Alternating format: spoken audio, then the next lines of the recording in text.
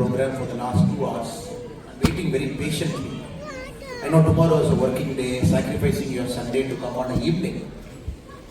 Just for our Bharat to get inspired, see all the wonderful cultural performance that has happened. I salute you because we are thousands of miles away from our homeland. To have this patriotic spirit, I know many of you are born in Bharat, you have decided to come here to get a better life and to work hard and also to make Bharat a better country. But many of your children are born here. Possibly they are the first and the second generation children born in UAE. And instilling the same patriotic spirit to them is something phenomenal. The leaders on the stage, I'm just coming to them and what they spoke, but I really stand here inspired. I really stand here with a sense of a patriotic fervor, seeing you all exhibiting that over the last 3-4 hours. And this is a very unique country, more than any country in the world. This is a very unique country because the UAE, United Arab Emirates, all the 192 countries of the world, they have a representation in UAE. When you walk or drive a car, you spend time in the city for 1-2 hours, you will see nationalities, every single person who's here. 12.5 million people live in this place. About 4.4 million, they represent Bharat. It is just not a joke, sir. And the population in the last 10 years of Bharatiyas have doubled in UAE. That is also not a joke. And you live in a community that is absolutely the hotspot of all cultural mixing. And being here as a Bharatiyan, at the same time not forgetting the roots from which we come. In the stage, people perform all kinds of styles, dances from Kashmir to Tamil Nadu, from Gujarat to northeastern part to Nagaland. And we play two different coins. We are Bharatiyas first, Indians first. And each of us represent our own state. And we have this dual identity, a combined identity that makes all of us very proud people. And to see it here, and especially your children performing it, and that was simply phenomenal. So I thought before I get into what I was supposed to speak, I should put these words out in the open so that you truly know that you are very special people. And in the next 20 years, when India confidently marches, we take our rightful place in the world, in the comity of nations, because we have to go there. And your hard work and your inspiration will play a major role for Bharat to reach that. Eminent people at the stage, the Indian People's Forum, the President, very inspiring Jitendra Vaidyaji, very inspiring person. I'm seeing him for the last 5 years now, especially last 4 days I'm keenly watching. Such a beautiful organization, IPS. Beautifully amalgamating all parts of India here, beautifully amalgamating all the people. Everybody is important because it's like a fingers. A person might be worth 1,000 crore rupee, a person might be worth 2,000 crore rupee, could be one finger. A person could be working in an oil rig as a blue collar worker, working very hard, sweating very hard. He is also working for Bharat, like another finger. And IPF is a forum that is beautifully amalgamated with people. It doesn't look at status, it doesn't look at anybody, it looks only being at Bharat. And that inspired me so much. This organization is built with a sense of selflessness. And seeing all the members toiling hard, somebody is waiting outside receiving us. Yesterday somebody is waiting there, giving food to people. And all the members here practicing, they all have a busy life, practicing a dance, coming and performing. The special children who perform with their mothers, what a beautiful sight, one of the best moments in my life. And they were in the game. With a sense of family, IPF has grown, and I salute Jitendra Vaidyaji. Through him, all the members of IPF, the executive members, all the 13 state councils, and all the 3 special councils for keeping our flag of Bharat flying very high. Thank you so much. Super work you are doing, sir. Keep doing this further. And the very inspiring Ankur Agarwal. Because his voice is very important, and his voice represents 60-70% of India. Because he represents 60-70% the age of India. Somebody in upper 30s, very confident. Somebody believes it is their time. Somebody believes they can make a mark. Somebody believes it is the time for India. So what he spoke in the last 10-12 minutes, for me, that is how the voice of India is speaking now. They're extremely confident. And any point of time, you go to any small city, sit with youngsters, startup guys, young people who want to do farming, graduate straight out of college. This is the exact tone and tenor of the voice I hear. So Ankur Agarwalji's voice today in Dubai represents the voice of India, which believes nobody built an empire. And that empire was always giving back to the community in different ways. I know him for 14 years. He has gone through a lot of ups and downs. That is inevitable part of any businessman's life. When he was in the up, he never had ego. When he was at the down, he always found a way to come back to up. So B.R. Shetty is truly an inspiration for me. And I'm very happy that I was able to join all of this wonderful Independence Day celebration. Thank you so much for coming, sir. Praveen Shetty ji, another dear friend, know him for again 14 years now. Came to UAE like many of you in 1990. I'm mentioning their name. In fact, I want to mention all your name because all of your story is an inspiring story. Build a business which is giving employment to a lot of people. And many a time I go to small villages in Karnataka, in Tamil Nadu, I see people coming here, trusting people like Praveen Shetty and hundreds of Praveen Shetty who are sitting here. You give them an employment, give them a better life. You grow, you help them to grow and help Bharat to grow. So Praveen Shetty is an epitome of all the hundreds of people who are sitting here, helping Bharat to grow, helping a lot of youngsters to grow. I salute you and thank you for that. And brother here, I'm just watching him, the Yuva Council member. What an energy is having, what an energy. I'm watching him for the last 4 days. Every single place is there, running around. Because a president cannot handle everything. There has to be a team behind him who has to lift him, support him. And by thanking him, I want to thank all the executive members here. Rakesh ji is sitting in the front, Umaka is sitting there. A lot of executive council members, Shashidharma is sitting here, and our treasurer is sitting here. I want to take this opportunity to thank all of you. Through my friend Rajput who is here. Thank you so much, Praveen Rajput ji, for everything you are doing. Thank you so much. God bless you. And Avi Bharat, what an inspiration. He represents again the current India, the new India, speaks multiple languages, very dynamic, very energetic.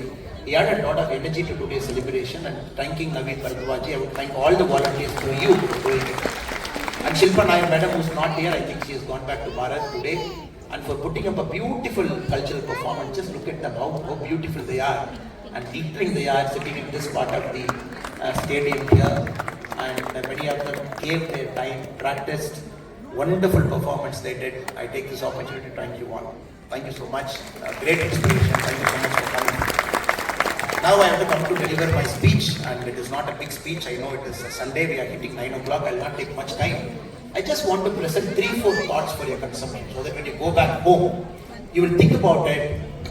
Just treat me as a brother, treat me as your son, and somebody who is fighting hard in the ground in Bharat to make sure we all get a better life there. So all the thoughts that I present before you with all humility, I would like you to just think about it and see where we are and where we are supposed to go. 1947, August 15, we got our independence, we all know. 79 years we have travelled here, and we are a proud country now. We are a confident country, just how Ankur Agarwal represents himself. And this country believes right now there is no looking back, we can only go forward. But I want all of you to go back a bit. I want you to go back to 1935 when the Government of India Act came. A lot of discussion in the British Parliament, the House of Commons. The discussion was about whether India truly deserves freedom. If we get our freedom, are we good enough to keep our freedom? If we get our freedom, are we good enough to progress as a nation through that freedom?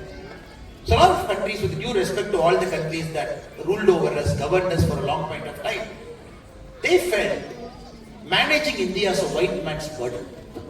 They felt India cannot manage itself, India doesn't have the wherewithal to manage itself. They felt it's a white man's burden to take care of our country. Lot of discussion happened in the House of Commons before Clement Attlee decided to give independence to our country. They said you should not give a great statesman like Winston Churchill, whom we all hold in very, very high regard for what he has done for England. He said, India is a country that is no more than an equator. He said, India is a line. It is so fragmented. People speak multiple languages. The custom is so varied. You just cross 100 kilometers, like Praveen Shetty said, in Karnataka, out of all the 28 districts, each district the food is different, the custom is different, the dance form is different. Tamil Nadu, 39 districts, everything different. Rajasthan, closer to the border, closer to the desert, is very different. Then in Jaipur is very different. Nagaland, 7 sisters, Manipur, Arunachal Pradesh, very different individually. So Winston Churchill's argument is, how can this country hold their freedom? It is only because of Britishers we are holding that freedom for a long time. So those kind of words were spoken. Later part of 1960s, earlier part of 1970s, we didn't have food grains for some point of time. We had to import food grain from US through the IN-76 scheme. We wanted food grain. We didn't have milk. We got to create a milk revolution. We got to create a green revolution through MS Swaminathan, who just was secretary and we just celebrated. Every single problem we were struggling, we were going through the Hindu rate of growth. We were growing at 4%, 5%, 3%. Some states were classified pejoratively as the Bimaru states. They said some states in India can't grow, they are Bimaru states. And some states can only supply manpower to other states for other states to grow. All kinds of theories. Politicians used this opportunity to create divide wedges. They said north and south. South is different from north, north is different from south, east is different from west. And this country cannot hold. And every single opportunity it came, people tested us as a nation. Today when I stand before you on the 79th Independence Day as a proud Indian, when I'm going to say some statistics before you, when all is said, today when I say the statistics, the production of steel in our country, 2024-25, we produce 148 million tons of steel as a nation. We are the second largest steel producer in the world. Just reserve your claps so that I'll read out all the data. Cement. Last year we just produced 423 million tons of cement. Again the second largest in the world. Two-wheeler production as a country 2024-2025, we produced 21 million individual units, the number one country in the world in two-wheeler production. Four-wheelers, we produced 5.2 million units last year. We are number third in the world in terms of producing cars. The construction magnets here. Last year, India added the highest number of billion square feet of constructed place in the whole world, 1.4 billion square feet. Information technology enabled services. Last year, we did an export of information technology alone, $254 billion. For comparison purpose, Saudi Arabia, they exported petroleum worth $190 billion. Our IT services export alone is $254 billion. Electricity production, we were third in the world last year. We did 1,739 billion units. Wireless phone, we have 1,200 million subscribers. 120 crore people in India use a mobile phone. Coal, second largest in the world last year, 988 million tons. Iron ore, third largest, 290 million tons. Aviation, very important. Last year in our country, 21 crore people boarded a plane and deboarded a plane. 21 crore people used an airplane last year. Railways, we have 68,580 kilometers of railway line, fourth largest in the world. Roadways, 60,37,000 kilometers, second largest in the world. We handled 820 million tons of cargo last year. Renewable energy, 209 gigawatt we produced last year, fourth largest in the world. Textile, second largest in the world. 70 billion square meters we produced threads. I'm just giving the statistics in front of you to show what we have done and the path we have traveled from 1947. We cannot do this, it is not possible, we cannot stand united, the language will separate us, the cultures are far too different for India to hold together itself as a nation. We are the most exciting country in the world. We are growing at 7.5%. The other countries, including US, is expected to grow 1.5%. European Union, 22 nations, is expected to grow 1.8%. UK is growing at 1%. China is growing at 4.3%. We are growing at 7.5%. Again, we are not an imperialistic nation by any measure. The last 200 years of world's growth, we have seen imperialistic hegemony. Global powers, big powers, they were dividing countries among themselves. But India were very clear, our growth is not a threat to anybody. And we are going to bring a unique philosophy to this world called Vasudhaiva Kudumbakam, where we will encompass everybody as we say. That is why we are the leader of Global South. We represent the voice of Global South. When G20, when we did last year, everybody were looking at us. Our Honorable Prime Minister Narendra Modi ji said, how can the great African nations called the African Union, how can they be not a part of G20? So we expanded, they gave us G20, but we gave back G20 plus 1. That is our way of looking at the world. We said, we want to grow, and we want to grow confidently, but we also want others to grow. G20 we gave back G20 plus 1. We make African Union as a permanent member of G20. So every single time we look at our country, it invokes a lot of pride. The last 10 years we look at the national leadership. Such a great Prime Minister Narendra Modi ji, because we have to understand, for a long time we have waited, to send one Bharatiya as a global statesman. One Bharatiya whose voice has to transcend borders. People in Haiti are watching what is PM Narendra Modi ji talking. He goes to a country, Papua New Guinea, the Prime Minister wants to touch his feet. When the opposition leaders asked him, why are you touching somebody's feet? He said, look, when COVID happened, he's the only guy who sent me medicines. When all of us were, when all the countries were busy taking the medicine, dividing among yourself, he sent me a medicine to a smallest country. He thought about me, so I don't mind falling at his feet and touching his feet. All the big forums, it is waiting for the Honorable Prime Minister Narendra Modi ji to speak.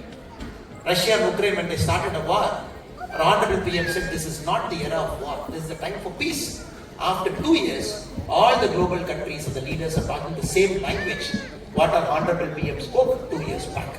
So we have a fantastic leader, a global statesman, and we are very proud, such a person who is selfless. And you mentioned about Annamalai Modi ji came here, 65,000 people.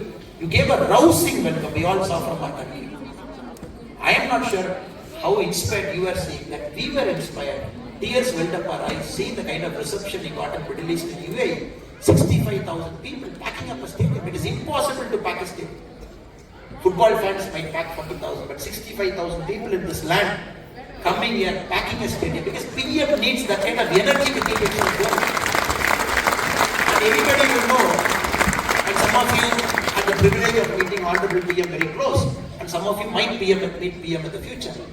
When he gives a handshake to you, that 10 seconds is only for you.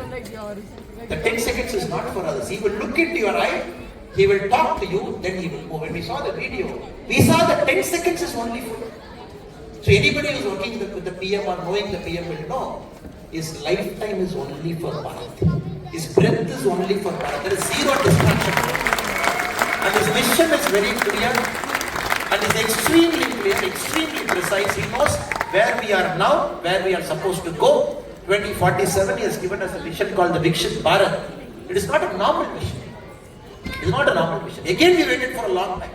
1700, 1730, the Cambridge economist Angus Madison, he argues, 1730, India had 23% of the world's GDP. 1730. 23% of the world's GDP. We are at 2% now. 2.2%. We are growing very fast. Now to say in 2047 we will capture what we left in our own unique way by our growth metrics.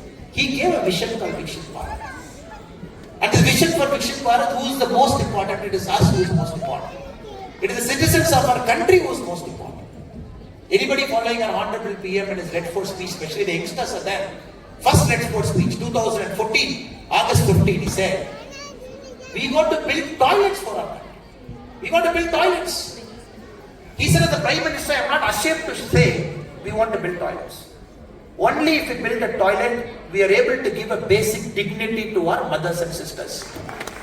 Without giving a basic dignity to a mother or a sister, no society in human history has grown, it can grow. Is it first job, all of the Indians, we will commit ourselves. No house should be left without a toilet. What we have done? We are amazed. Tamil Nadu, the state to which I belong, is a very developed state. In our state, the central government has built 55 lakh toilets.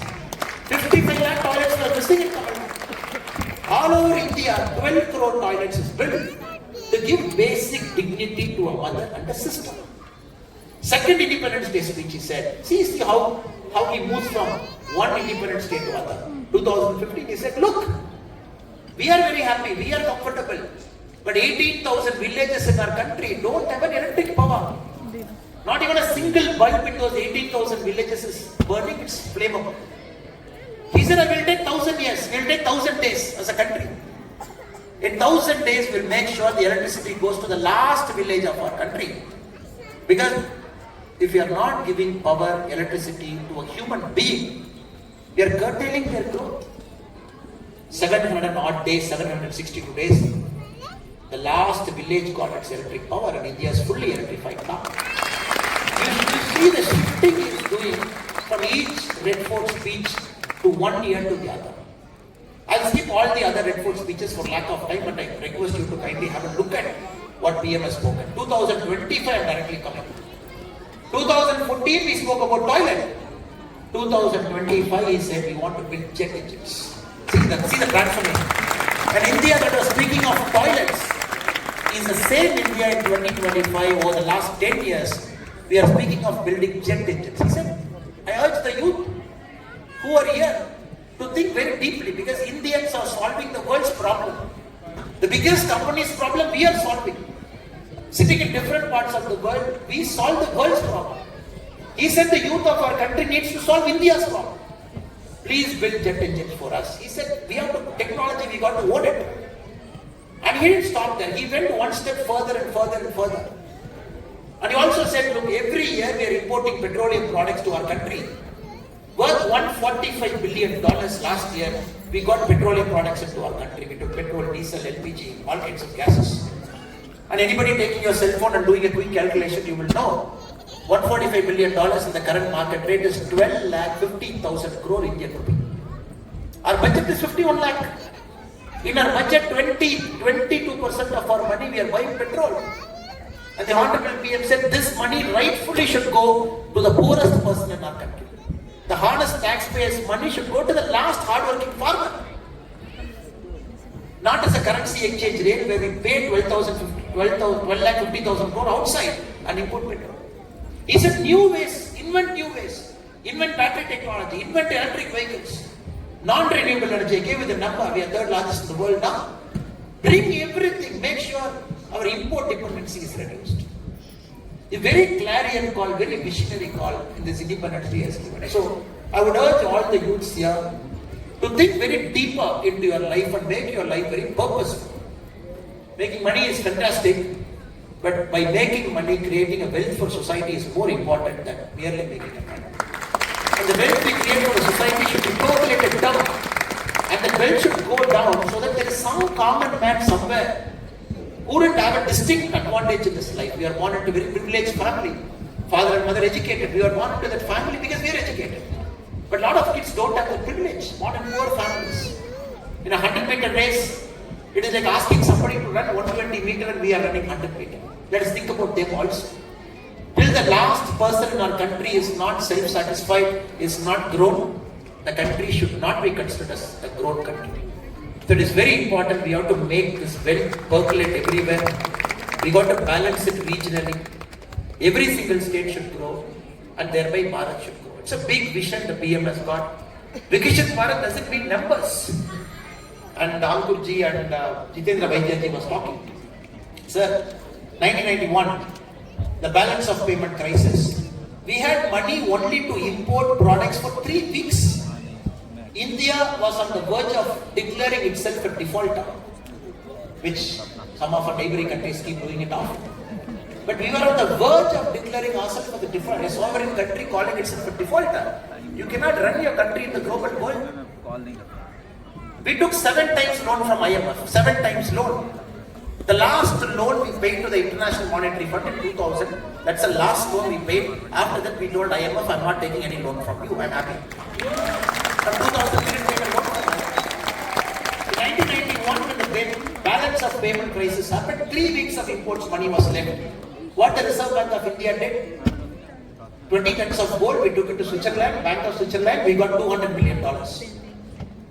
July 1991, we took 47 tons of gold, Bank of England, we got $400 million.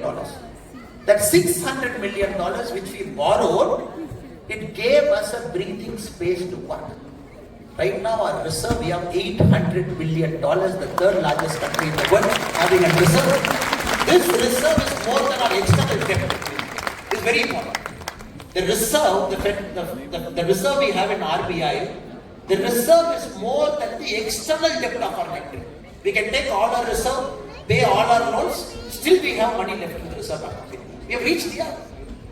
And this is not an ordinary thing, sir. All your contribution, your hard work, silently without any expectation, all of you sitting down, working hard, you have brought India to this beautiful place Where now we are thinking, oh, we will hit 10 trillion by 2035. We will hit 30 trillion by 2047. We are having the courage to dream, the courage to think big, courage to solve the world's problem. And this country, UAE, is such a beautiful country. And it is a country which is a beautiful confluence of two things. And my shawl today, out of respect for you and respect for Bharat, I am wearing a shawl in two ways, where there is a national flag of Bharat here and the national flag of United Arab Emirates. And it is such a beautiful country because 2 days back when I went to Abu Dhabi to see the IPS Mandir, what a confluence. A beautiful Hindu philosophy, Sanatana Dharma, gaining acceptance. The great rulers of this land, with the spirit of tolerance and inclusiveness, asking us to construct a temple. And 3 million, 13 lakh people have visited the IPS Mandir till now. And more than the temple, I was very inspired. 7 spears. Normally in Indian temple we have spears. 7 spears, when they told me it represents the 7 emirates of UAE, to honor the rulers of this land because they honored our faith here. And when you go around the temple that is beautifully built with sandstone, you see Shiva Puranam, you see Vishnu Puranam, you see Ayyappa, you see all the beautiful carvings around it. Just when you finish the temple, I was very astounded to see. They end with honoring the 7 founding fathers of UAE, along with the gurus who guided them. There is a sandstone for them.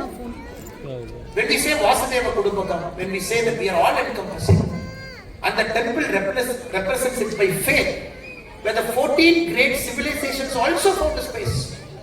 Just like our Shiva Puranam and Vishnu Puranam and all the great Itihasa, Mahabharata, which got inscribed in the sandstone.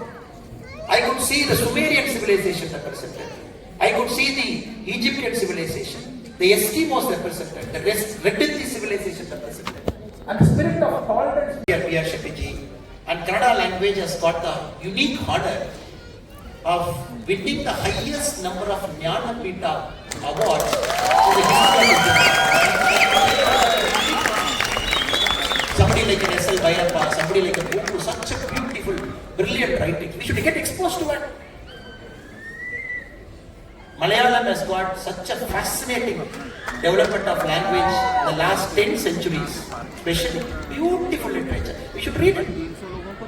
Some literatures in Assamese are out of the world. We should read it. So if we don't give an exposure to our children to other language, they can't even, because book literature is a window to a language.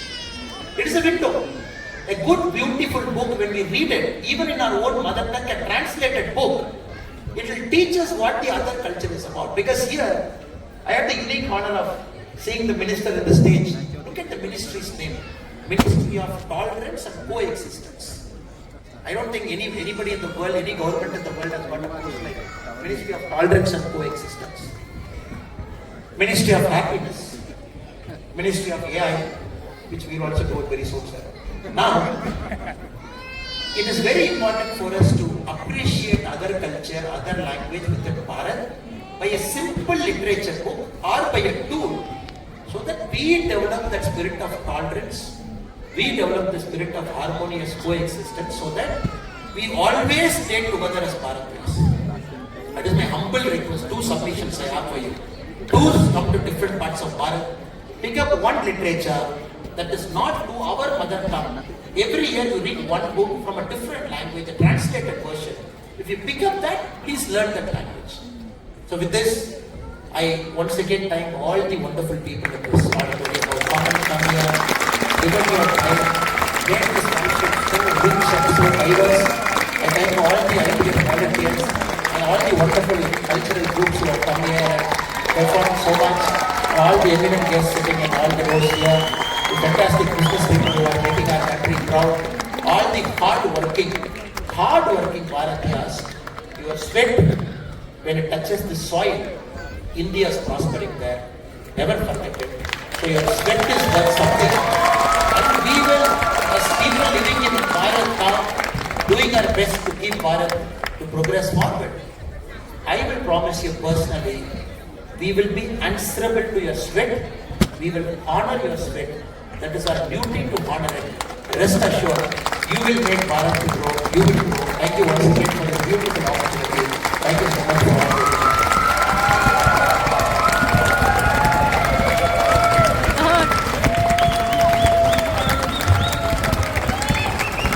Thank you very much, Annamalai ji. Our promise.